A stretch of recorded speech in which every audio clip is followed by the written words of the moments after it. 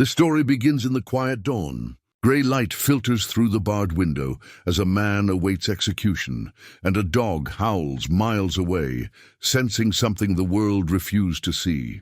In this world, mercy rarely arrives on time. So before we dive in, take a moment to like this video and subscribe, but only if you believe loyalty can still save a life. Soft rain drips through cypress branches, each droplet a slow tick of time. You feel the cold air of dawn against your skin, the kind that numbs fingertips and whispers of endings. A small cemetery lies beyond the edge of the town, half forgotten, half feared. Moss climbs the names of the dead, and near the last row, where the earth is fresh, dark, unsettled, lies a dog, not sitting, not moving, just lying, as if the weight of the world has pressed it into the soil. Its fur, once golden, now matted with rain and dust. Its ribs tremble with each slow breath. The name carved above it reads Mira Hassan, 2005-2024, son. People pass sometimes, workers, mourners. They all see the same thing, the dog that won't leave. They throw scraps of food, whisper prayers, even shout to scare it off. But nothing moves it. Not hunger, not kindness, not time. By the third day, even the gravedigger avoids that corner. He swears he hears something under the ground, faint, rhythmic, like a pulse. Probably just the dog digging, he mutters, though his hands shake when he says it. The local priest comes once, his robes damp, his eyes tired. He kneels beside the dog, murmuring words that sound more for himself than for God, but even his prayers seem to die in the air. The dog lifts its head once, stares at him with glassy eyes, then rests again, nose pressed against the soil. At night, lightning flashes over the cemetery. You catch a glimpse of the dog still there, shivering but unbroken. The storm roars, but it doesn't run, because somewhere in that deep, wet earth lies something no one else has noticed, not yet. And as dawn breaks, a group of engines growl on the distant road. The first of the bikers, dust-covered, leather-clad, slow down at the cemetery gate. They don't know why. They just feel it, like a whisper pulling at their bones. But in the mist, near the farthest grave, the dog finally lifts its head, ears twitching. It's waiting, and in that silence, you realize something isn't over. Not yet. But in the trees beyond the fence, a shadow moved. You feel the day rewind like film pulled back through a projector, jerky, silver, then clear. Morning light then was softer, almost kind, the kind that turns dust into floating stars. You watch a girl step into an alley with a metal bowl and a paper bag. She moves quietly, not to startle the world. Her name is Mira. She kneels by the broken crate where two kittens blink from the dark, and a skinny dog, the same one who now lies by the grave, inches forward on cautious paws. The bag crinkles. She smiles without showing teeth, a gesture animals understand. From the bowl rises the faint scent of chicken and rice. It's cheap but warm. The dog hesitates until she looks away, and then it eats, tongue scraping the metal, tail wagging in small, embarrassed arcs. Sound cue, a distant bus sighs to a stop. Mira returns every day, same hour. You can measure her life by the route. Bakery corner, school fence, old railway steps, the empty lot where grass tries again. She brings gauze and antiseptic for the limping cat. She learned to wrap a paw from a free clinic video late at night. She speaks little. She carries a notebook stained with rain, where she draws maps of where she's seen abandoned nests, broken wings, lonely bowls. On one page she's written, "If you feed, you're responsible." No one ever sees the sentence but you. When people pass, some nod, some sneer. Stray girl, they say when they think she can't hear, but she does. She just keeps moving because loyalty isn't talk. It's root and ritual. You notice how the dog memorizes her footsteps, not sound alone, but cadence, the pattern you can't fake. A truth? Dogs can track a person's scent for days, even across crowded streets, because each of us sheds a unique cascade of skin cells. What you lose without thinking becomes how love finds you again. At home, the apartment is small, the sink chipped. A bead curtain shivers in the kitchen doorway. A plant leans toward the thin window like a prayer. Her father sleeps late after night shifts. She leaves him a note near the kettle with a smiley face drawn as a circle and 2 dots, almost childish, defiantly gentle. She sketches the dog in the margins. Comet tail, lightning bolt ribs, eyes too human. Outside, rain begins, hardly more than mist. She ties her laces tight and goes again, because hunger doesn't wait for dry weather. On the 3rd week, the dog follows her to the school fence. Mira doesn't shoo it. She just sits on the curb and shares her sandwich. You watch the sandwich become treaty, then bond, then habit. A boy she tutors laughs too loudly and calls it mangy. Mira's look silences him, a quiet that says more than anger. Near the end of lunch she stands, palms the dog's forehead, and whispers one word you don't quite catch. Whatever it is, the dog hears a promise in it and stays by the fence until last bell. Evenings turn gold and then cobalt. She walks the long way home, stopping to wedge a cardboard flap under a sagging awning to keep the kittens dry. There's a rhythm now. Pads on pavement, her breath slow, the city's pulse steady. You sense what's coming because the world sometimes sharpens before it breaks, like glass catching the final light. That night, when she heads back out with a flashlight and a jar of broth, someone watches from a car with its lights off. The dog freezes, ears high, tail gone still. Sound cue. Somewhere above, a loose sign taps, tap, tap. You can feel the air change, metallic, thinner, as if the street is holding its breath. Mira glances once at the dark windshield and then away, pretending she doesn't see. But kindness can be dangerous when it exposes the cruel. It reveals who starves others for sport.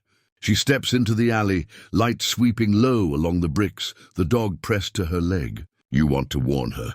You want to say, turn back, take the bright street, call a friend, make noise. But you are only a witness, and witnesses arrive too late or not at all. Behind her, a slow engine wakes, idling like a patient monster. She doesn't look back. She never does, because she believes in ordinary safety and the decency of neighbors. The dog does look back. It bares its teeth, not at shadows but at intention. The flashlight trembles once across a metal door and finds scratches at knee height, frantic, fresh. Mira whispers that word again to calm the dog and steps deeper. But at the mouth of the alley, a shadow moved. You feel the sky folding into itself, the last light dying between the buildings. Rain has stopped, but the streets glisten as if the world is sweating out a bad dream. Mira's flashlight cuts through the alley in thin, trembling stripes of light. You can hear her breath, steady, brave, though even courage sounds fragile when it echoes off wet brick. The dog walks half a step behind her, its paws silent but certain. They both know this path. It's the same one she takes every evening. Only tonight it feels wrong, too still, too watched. Insects fall silent. Even the rain refuses to drip. She kneels near a trash bin to pour broth into a bowl, humming quietly to calm herself. That's when it happens. A sound so sudden it cracks the air. A door slams somewhere behind. Then a shuffle. You feel your chest tighten as her light swings wildly across the alley. "Mira!" The voice is rough, male, unrecognizable under the distortion of fear. She freezes. Her hand trembles on the flashlight, the beam landing on the rusted fence at the alley's end. No escape that way. The dog growls low and deep, the kind of sound that carries warning older than words. You hear shoes scrape closer, slow, deliberate steps. "Come on out. I know you're here." The man's tone drips with casual cruelty, like someone teasing a trapped animal. The dog barks once, sharp, defiant. Then a sound like a struggle, a crash, the metallic cry of a kicked can. Mira's scream tears through the night. It's short, strangled, and ends too soon. A porch light flickers 2 streets away. Someone opens a window, hears nothing more, and closes it again. That's the way small towns work. They look away when the sound stops. When quiet returns, people pretend it never broke. Hours pass. A patrol car drives by, its siren off. The officer inside checks his watch, sees nothing unusual, and keeps driving. By dawn, rain has washed away almost everything, except a single muddy paw print beside the bin. When Mira's father wakes and finds her bed untouched, he calls the police. They arrive late, move slower. They talk more about procedures than about urgency. The officer shrugs, says probably ran away. The dog, soaked and shaking, follows them as they take half-hearted notes. By afternoon, the search begins in earnest, but not out of compassion. A local reporter arrives, camera ready, chasing clicks more than truth. Neighbors whisper their versions, each one farther from mercy. You hear fragments, she went out at night. Maybe with someone. That dog of hers looked wild. The story bends the way people need it to, toward blame, away from guilt. At sunset, they find her flashlight near the fence, cracked open like a wound. No body, no blood, just that light, and a single button torn from her sleeve. And the dog sitting beside it, chest heaving, eyes unfocused as if replaying something it cannot explain. That night thunder rolls miles away, too far to matter. The town sleeps again, uneasy but silent. Only the dog stays awake, pacing between the alley and her doorstep until its paws leave prints like dark prayers on the concrete. You feel the ache of helplessness, the way time drags when truth hides. The next morning, the first shovel hits the earth at the cemetery. Too soon, too quietly. And the town pretends it understands what happened. A robbery gone wrong, a tragic loss. No one asks why the coffin is closed. No one notices the dog trying to dig before the soil settles. You realize then that this isn't just grief, it's protest. And somewhere beneath that fresh dirt, something still wants to breathe. But behind the gravestones, a shadow moved. By the fifth dawn after the funeral, fog rolls down from the hills, thick and slow like smoke from a dying fire. You can almost taste the rust in the air, the residue of engines and rain. Down the empty road, a low hum begins. It grows into thunder, not from the sky this time, but from steel and oil and heartbeat. A convoy of 5 motorcycles slices through the mist. They're not locals. Their jackets are sun-cracked, boots caked with dust from miles of forgotten highways. You see their faces in fragments, scar tissue, tired eyes, the kind of men who've seen too many ends and not enough reasons. They ride without destination, only direction. At the lead is Jace, broad-shouldered, his hair silvered not by age, but consequence. He doesn't speak much. He rides like the road owes him answers. Beside him, Tank and Reed argue through the engine roar about a map until the wind steals the words. When they hit the bend by the old cemetery, something makes Jace slow. It isn't sight. It's a pull, primal and unexplainable, the kind of gravity that only regret and fate understand. He signals a stop. Engines die one by one, the silence after the rumble sounding almost sacred. That's when they hear it, a sound too small for men like them. A whine, a thin, trembling cry from beyond the fence. They walk through the gate, boots sinking into wet earth. The dog looks up, its body half hidden by the mound of dirt beside Mira's grave. It doesn't growl, doesn't beg. It just watches them, eyes hollow, rain pooling on its fur. Reed mutters, "Damn thing's been here a while." Tank kneels, checks the tag. There isn't one, only a frayed collar and a knot tied by hand. The dog backs away slightly, guarding the grave like it knows these strangers could mean harm. Jace crouches low, hand open. He doesn't reach, he waits. And in that waiting, the dog stops shaking. You see it happen in small breaths, trust built on stillness. The animal presses its nose to Jace's palm and then back to the dirt, pawing once at the grave. The gesture is desperate, almost human. Jace frowns. You see that? Reed nods. Looks like it's trying to dig. Tank forces a laugh to break the unease, or bury something. But the laugh dies when the ground shifts, barely, but enough. A trick of light, maybe, or the kind of movement that makes old instincts wake. Jace runs his hand along the soil. It's too soft, too recent. The grave shouldn't feel alive. A crow calls from the tree line, sharp as a blade. The dog barks once, then starts scratching harder, frantic now. Mud flies, nails tear, but it won't stop. Reed steps back, muttering, Jesus, it's losing it. Jace doesn't move. He listens. Somewhere under the earth there's a sound, faint, rhythmic, almost like a heartbeat. No one speaks for a full breath. Tank shakes his head. No way. Probably water pipes or something. But they all know this graveyard has no pipes, no plumbing, no reason for the ground to sound like life. They start digging. Hands first, then a rusted shovel from the caretaker's shed. The soil gives too easily, as if it wants to tell them something. Each scoop makes the dog whine louder, pacing in frantic circles. After an hour, the first bit of wood appears. The lid of the coffin splintered on one side. Reed curses under his breath. "We should stop.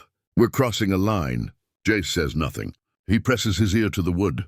His face drains of color. He hears something no man should hear from a coffin. A slow, fragile thump. Then silence. Then again. He stands up, voice hoarse. "There's someone in there." Tank's eyes widen. "That's impossible. She's been buried for days." The dog barks again, short, urgent. Jace looks around the graves. The trees, the mist rolling thicker now. You feel it too, the certainty that the dead aren't the only ones buried here. He grips the shovel tighter. Then we dig faster. But from the hill above, a figure watched them through the fog. You feel the fog swallow sound, turning every breath into steam. The air hangs heavy, too still for the living, too restless for the dead. The men dig in silence now. No jokes, no curses, just rhythm.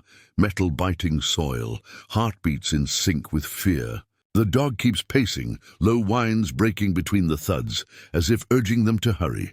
The wood comes into full view, the coffin's top slick with mud. Reed kneels, his hands trembling, and brushes away the last layer of dirt. Something scratches faintly beneath. He jerks his head back, eyes wide. "Tell me you heard that." Jace doesn't answer. He's already prying at the seam with a crowbar they found in the van. Sound cue, the hinge groans, long, slow, like a scream made of iron. A smell rises, not of rot, but of earth and panic. Cold air spills from the crack, followed by silence so deep it hurts. Then faint, a gasp. Not loud, not desperate. Just one small, broken pull of air. The dog barks once, loud enough to echo off the stones. Tank stumbles backward, muttering, "No, no, no." She's gone. She has to be gone. But the sound comes again. A second breath, weak, human. Jace rips the rest of the lid off with raw strength and disbelief. Inside lies Mira, pale, lips cracked, her fingers raw from clawing the inner wood. She's barely alive, eyes fluttering under closed lids. Reed falls to his knees, whispering, "How the hell?" You can see it in her. The faint rise and fall of her chest, the bruises around her throat, the dirt packed under her nails. She wasn't dead when they buried her. She was silenced. Jace presses 2 fingers to her neck, finds a pulse, faint but defiant.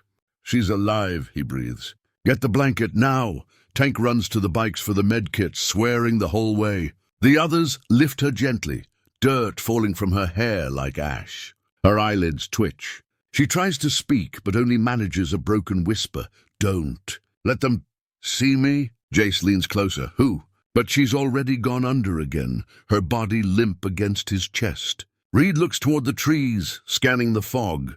That's when he sees it. A silhouette at the ridge above the grave, still, watching. When Reed blinks, it's gone. Tank returns, wraps her in an oil-stained jacket. They load her into the sidecar of Jace's bike. The dog jumps in beside her without command, pressing its nose to her shoulder, refusing to move. Jace's voice is low but certain. "We're not leaving her here. They don't know who she is, not yet. Only that the dead shouldn't breathe, and that someone wanted her buried before the world could notice." As they roll out of the graveyard, the engines sound softer, like a vow instead of a roar. Behind them, the open grave fills with mist, and in that mist, the figure from the ridge steps forward. A hand slides from a coat pocket, gloved, deliberate, holding a phone that glows blue in the fog. A voice on the other end murmurs something cold and certain. They found her. Then the call ends. The figure vanishes into the trees, leaving only footprints that lead nowhere. You feel it, the shift from miracle to danger, from hope to hunt. Because when truth rises from the grave, someone always comes to bury it again. But on the distant highway, headlights appeared in pursuit. You feel the road stretch like a scar through the valley, long, winding, and full of secrets that never made it to sunrise.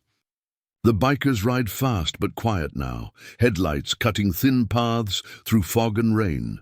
Jace's jaw stays locked, eyes fixed ahead, every muscle tense from the weight in his sidecar. Mira lies still beneath the jacket, her breaths shallow but steady. The dog doesn't take its eyes off her face.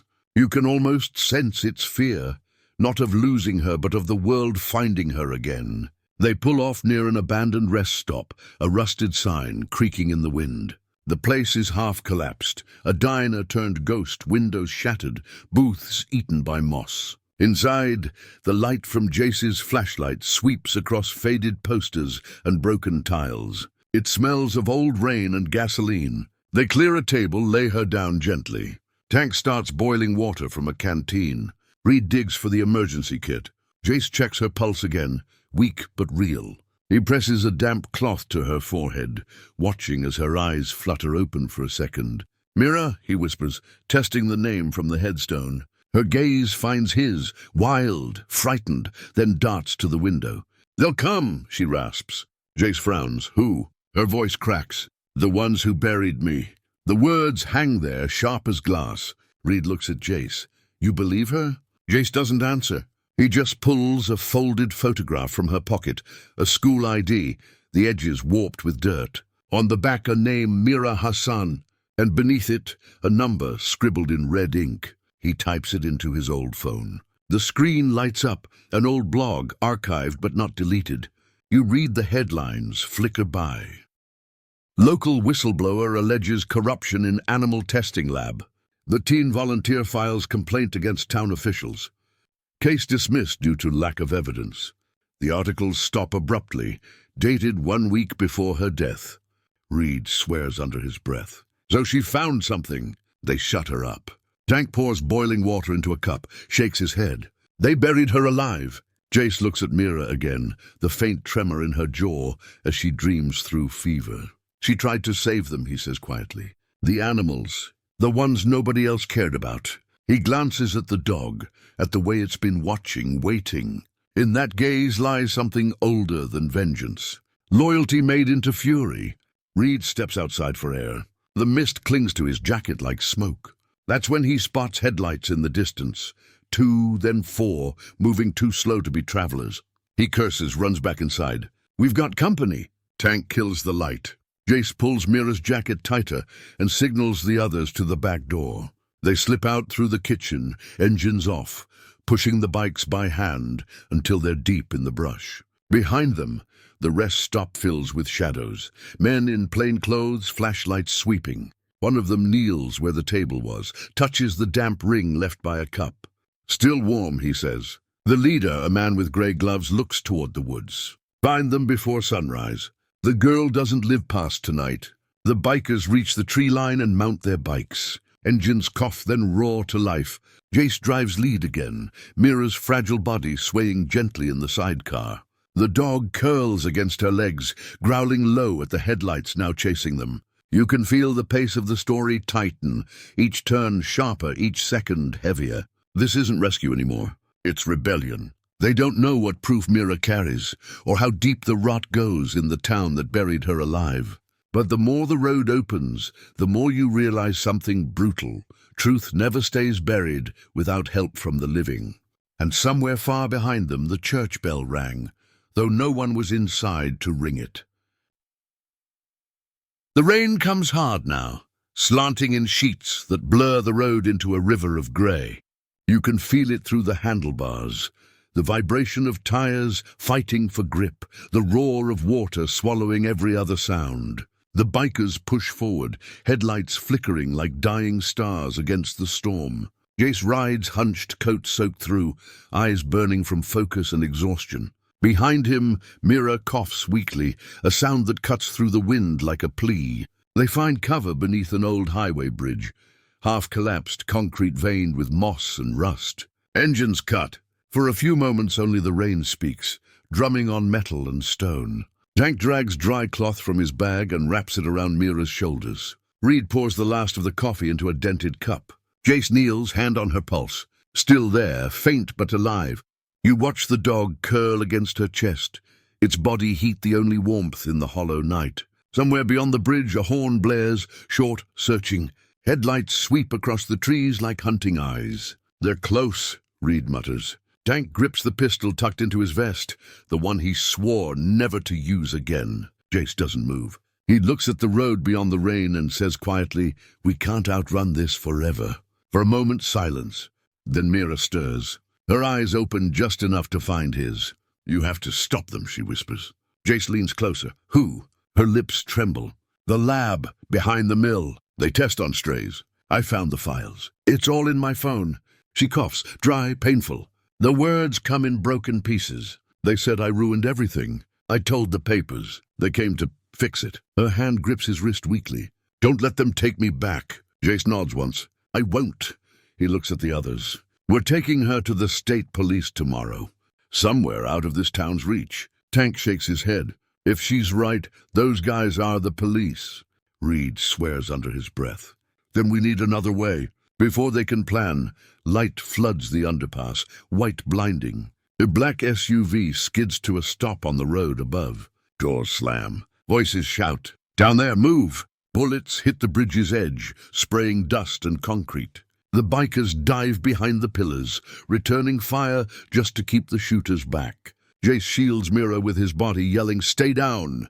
The dog growls, fur bristling, barking until the gunfire drowns it out. A shot ricochets, striking the bike's gas tank. Flames burst for a second before the rain smothers them into smoke.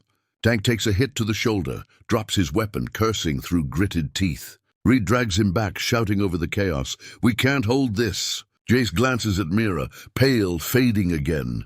Her phone slips from her hand, landing near the puddle with the screen cracked but still glowing. He grabs it, sees a file folder labeled Evidence.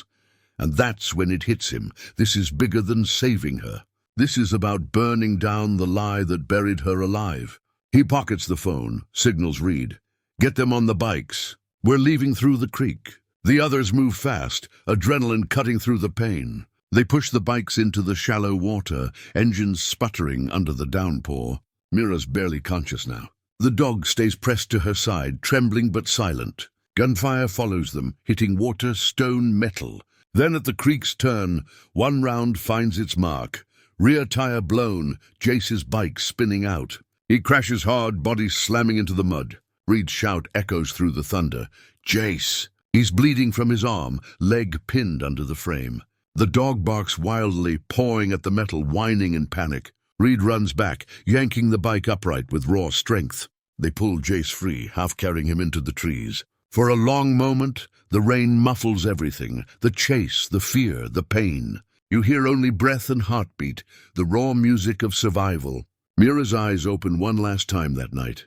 She looks at Jace, bloodied, kneeling beside her, and whispers something he barely hears over the storm. Truth doesn't die. It just waits for someone brave enough to dig. Her eyes close again. The dog lets out a low whine, the kind that sounds too close to mourning. And on the far side of the bridge, flashlights began to sweep the woods. Dawn doesn't break, it bleeds. The clouds hang low, the sky a dirty bruise over the valley. You can feel the cold through the trees, that thin morning chill that smells of diesel, pine, and regret. The bikers move in silence now, every sound deliberate, the clink of a buckle, the low hum of a patched engine, the shallow breaths of a girl between life and legend. They've ridden all night, mud on their boots, blood on their sleeves. Tank's arm is bandaged with strips of his own shirt, teeth clenched against pain. Reed keeps glancing at Jace's leg, the limp worsening, the trail of red on his jeans darkening with each mile. But Jace refuses to stop. He rides lead again, Mira and the dog in the sidecar. The road stretched ahead like a confession that needs finishing. They're headed toward the mill, the one she named before fading out. To the town it's abandoned, just another ruin by the river. But Mira's files say otherwise. Inside, an illegal research facility hides behind rusted gates, running experiments that the city funds but the world never sees. When they arrive, the fog is thick enough to hide their approach. You hear the ticking of cooling engines, the whisper of the river hitting the dam beyond. Jace swings off his bike, gritting his teeth against the pain, and signals silence. Tank reloads his pistol. Reed checks the lock on the gate, cheap, new, and wrong for a place that's supposed to be dead. He smashes it with a wrench. The gate opens like a sigh. Inside, the air smells of bleach and electricity. Rows of kennels line the hall, empty but stained. You see names scratched into the metal with fingernails. Hope, Zinnia, Rex. Every name a ghost. Jace walks slowly, flashlight tracing the walls, until it lands on a control panel still running on backup power. Reed boots the nearby computer, muttering, "If this place is dead, why's the heart still beating?" The monitor flickers to life, folders, logs, and then videos. Mira's voice, younger, shaking. She said they used strays for drug trials. They promised no harm. I saw the cages. I saw them burn the ones that didn't make it. Her words echo across the hollow space like confession and accusation in one breath. The bikers exchanged looks. Horror, anger, disbelief, all blurring together. Tank punches the wall once, whispering, "They buried her because she told the truth." Jace's jaw tightens. He copies the files to Mira's phone, tucking it back into her jacket. Then the truth leaves with us. A metal door creaks open somewhere deeper in the mill. They freeze, footsteps slow, confident. The man with the grey gloves steps from the shadows, the same voice that called from the ridge. "Thought you could dig up a miracle and walk away?" he says. His gun gleams under the flickering light. "Hand over the girl." Jace steps in front of the sidecar. "Not happening." The man laughs softly. "You don't get it. The story dies here." Again. The dog growls, a low rumble that vibrates through the silence. The man raises his weapon, too slow. The dog lunges. A shot rings out, echoing like thunder inside the steel walls. The man falls backward, clutching his arm. Jace fires once, clean and final. The grey gloves drop to the floor, still twitching. Then silence, only breathing. Rain leaking through the broken roof. Mira stirs again, voice rasped and weak. "Is it over?" Jace kneels beside her, hand on hers. Almost. They set the mill ablaze before leaving. Fuel poured across the floor, sparks biting into history. The fire spreads fast, cleansing, merciless. Smoke rises into the dawn like a confession, no longer hidden. The bikers ride out together, the flames behind them painting their shadows long against the road. The dog sits tall in the sidecar, muzzle streaked with ash, eyes fixed on the horizon. Mira's head rests lightly on Jace's shoulder, her breaths evening out for the first time in days. They don't speak for miles. No one needs to. Because the road itself hums the only truth left. Redemption isn't escape. It's endurance. And behind them sirens began to wail, chasing the light of the burning mill. And the fire behind them is a second sunrise, red, violent, alive. You can see it reflected on wet asphalt, flickering like a warning the world has ignored too long. The bikers ride until the air clears, until smoke fades into morning mist. Jace finally slows, near the old quarry road, a dead zone beyond police reach, where gravel crunches like bone under tires. They pull into a clearing bordered by pines and quiet. No sirens now, no engines, except their own hearts, still running on adrenaline and disbelief. Mira sleeps again in the sidecar, breath shallow but calm. The dog sits guard, eyes scanning every shadow. Tank leans against a tree, blood soaking through his bandage. Reed paces, muttering numbers under his breath, the coordinates on Mira's phone. "She uploaded the files," he says, half to himself. "Right before we pulled her out of the ground." Jace looks up to where. Reed shows him the screen. A cloud link, time-stamped days ago, set to publish automatically at dawn. Jace exhales slowly, then by now the world knows. Somewhere miles away, news anchors are waking to headlines they didn't expect. Whistleblower girl found alive, exposes town's hidden lab. Mayor and chief of police under investigation. The truth, once buried, now breathing louder than any siren. But justice never arrives clean. The forest hums with something uneasy. The kind of quiet that warns you trouble isn't done, only watching. Tank nods toward the ridge. "They'll still come, boss. Some of those men don't answer to law." Jace knows. He's lived long enough to understand that systems don't fall with evidence. They crumble with courage. He looks at Mira, at the mud still under her nails, the faint bruise along her throat. "She already did the hard part," he says quietly. "Now it's on us to finish it." Reed frowns. "Finish how?" Jace stands, limping toward his bike. "We take her home." Home? To her father. He deserves to see she made it. They ride again, slower now, careful. The road back to town feels heavier, lined with faces they can't see but can feel watching. When they reach the edge of the cemetery, the place where it all began, the first sunlight cuts through the mist in thin golden lines. Mira stirs, blinking at the graves. "This is where you found me," she whispers. Jace nods. "Where you refused to die." The priest from before stands near the gate, robes damp, eyes wide, when he sees her. He crosses himself, half in disbelief, half in apology.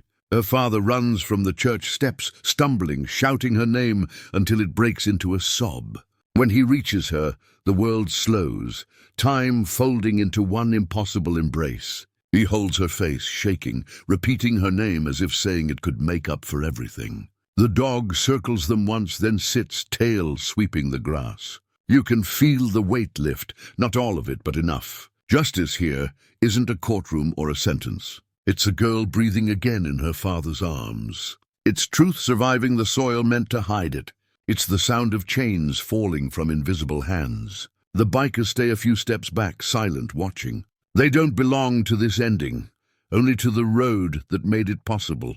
Reed nudges Jace. "Think she'll remember us?" Jace shakes his head. "Doesn't matter. We remember her." They turn toward their bikes, engines rumbling low. Before they ride off, Mira lifts her head and whispers something that carries just far enough. "Thank you." The words fall like sunlight through rain, brief, bright and final. As they disappear down the hill, the camera holds on the dog, still sitting by the grave, watching them go. Its tail thumps once, slow and steady, like a heartbeat echoing through time. And from the town below, church bells began to ring again, not for mourning, but for awakening. You feel the town breathing again, slower, softer, uncertain. Days have passed since the fire, since truth cracked the silence open like a storm over still water. The headlines have burned through the networks and faded, but their ashes linger in every whispered conversation, every glance between neighbors who thought they knew the story. Now the cemetery is quiet once more. Only wind moves, brushing through the grass, bending the wildflowers that have begun to grow around one unmarked grave. The dog is there as it always was, older now, or maybe just tired in a way that only loyalty can be. It lies in the same spot where the coffin once rested, head on its paws, eyes fixed toward the horizon. The grass around it is trampled in a circle, a ritual of waiting. Beside it, a small wooden cross leans against the stone. Someone has carved a single word into it, free. Mira visits every evening before the sun slips behind the hills. She walks slowly, still limping from what the earth took from her, still fragile but alive. Her father comes sometimes, staying by the gate, letting her have the silence to herself. When she kneels by the mound, the dog lifts its head, tail sweeping once against the grass. She smiles faintly and runs her fingers through its fur, whispering words no one else can hear. You can sense the change in her, a piece too raw to name, but real enough to see. She doesn't speak of what happened. She doesn't need to. The world has taken her pain and turned it into headlines, but only she knows what it cost to survive the grave. Sometimes she leaves small offerings, a torn notebook page, a flower, a candle that flickers long after she's gone. Each one a quiet thank you to the ones who carried her truth when she couldn't. Far from town, the bikers ride again. Different road, same horizon. Their engines hum like a prayer the wind carries wherever stories of the lost are told. No medals, no witnesses, no names in print, just men who answered a sound only loyalty could hear. Jay still keeps Mira's cracked phone in his jacket pocket, its screen dark, but its weight reminding him of something worth saving. For the first time in hours, silence claims the world. The hum of the wind is the only heartbeat against the stillness. You realize justice isn't a shout, it's a whisper that refuses to die. The camera drifts back to the hill. The same dog now rests beneath a sky streaked with pale gold, the grass moving like water. Somewhere far below, church bells ring faintly, calling the town to mourning. Mira stands, hands in her pockets, watching the light spill across the stones. The air smells of rain, clean and new. You can feel it, redemption small and quiet but alive. The dog lies down once more, closing its eyes. Not from grief, but from peace. Its duty is done. The world finally remembers what it almost forgot, that love, once promised, never leaves the earth completely. Udi, and for the first time since that grey morning, the hill is silent. Not because the story ended, but because it finally found its rest. The same grey light that once fell through the cell window now spills over the ocean, softer, free. The waves move slow, as if time itself has unclenched its fists. You see a porch somewhere along the coast, old wood painted by salt and memory. Jace sits there, coffee steaming in his hands, watching the sun rise. The dog, older, scarred but alive, rests by his feet, breathing in rhythm with the tide. A motorcycle helmet hangs from a nail, its metal dulled by rust and rain. The phone on the table vibrates once, flashing a message. "Thank you." Amadim, he smiles faintly, no words left to say. Some debts are beyond language. In the distance, a gull cries, and for a moment the sound feels like closure. The world is still imperfect, still cracked and loud and full of the same cruelty, but sometimes one act of loyalty becomes enough light to find your way through it. Jace leans back, eyes half closed, the sea wind moving through his hair. The camera pulls wide, catching the horizon in muted gold. Somewhere a bell rings, not for mourning, for memory. The danger has passed, peace has returned, and the world finally breathes again.